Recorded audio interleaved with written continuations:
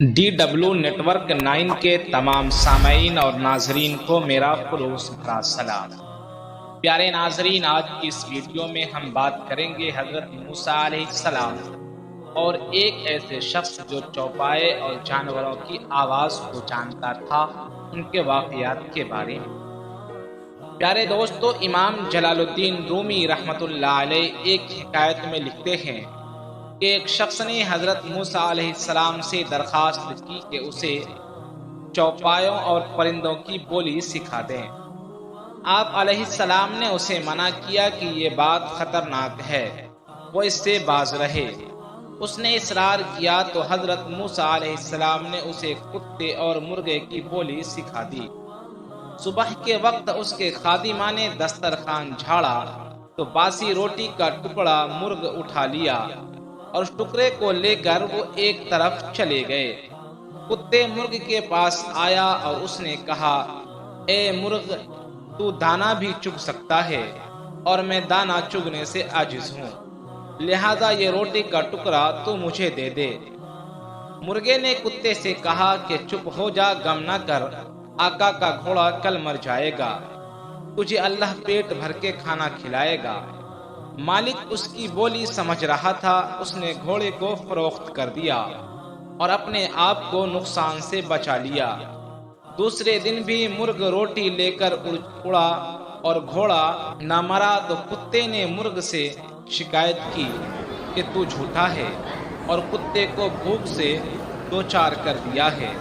مرغ نے کتے کو تسلی دی کہ گھوڑا مرا تو ہے لیکن دوسرے گھر میں مرا ہے، کل مالک کا گدھا مر جائے گا اور اسے صرف کتا ہی کھا سکے گا۔ مالک جب اس کی بولی سن رہا تھا تو اس نے گدھے کو بھی فروخت کر دیا اور دوسرے نقصان سے بھی خود کو بچا لیا۔ دوسرے دن گدھے مرنے کا واقعہ نہ ہوا تو کتے نے مرغ سے سخت شکایت کی کہ تجھے آئندہ کی کوئی خبر نہیں ہوتی، تو جھوٹا ہے۔ مرغ نے کہا، ایسا نہیں ہے، کل اس کا غلام مر جائے گا۔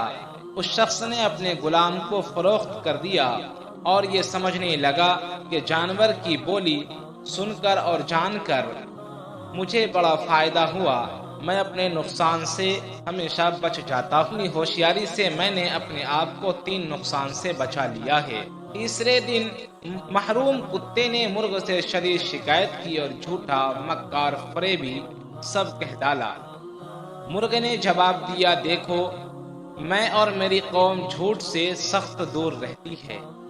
مرغ نے کتے کو اگلے صبح مالک کے مرنے کی خبر دی اور کہا کہ جب مالک مر جائے گا تو اس کے وارثین کھانا تقسیم کریں گے، کل تمہارا پیٹ ضرور بھرے گا۔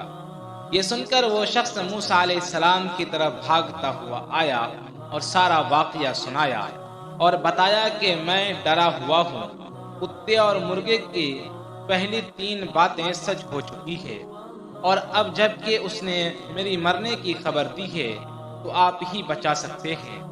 موسیٰ علیہ السلام نے جواب دیا کہ فطرت کا اصول ہے کہ جب تیر کمان سے نکل جائے تو موسیٰ بھی واپس نہیں کر سکتا۔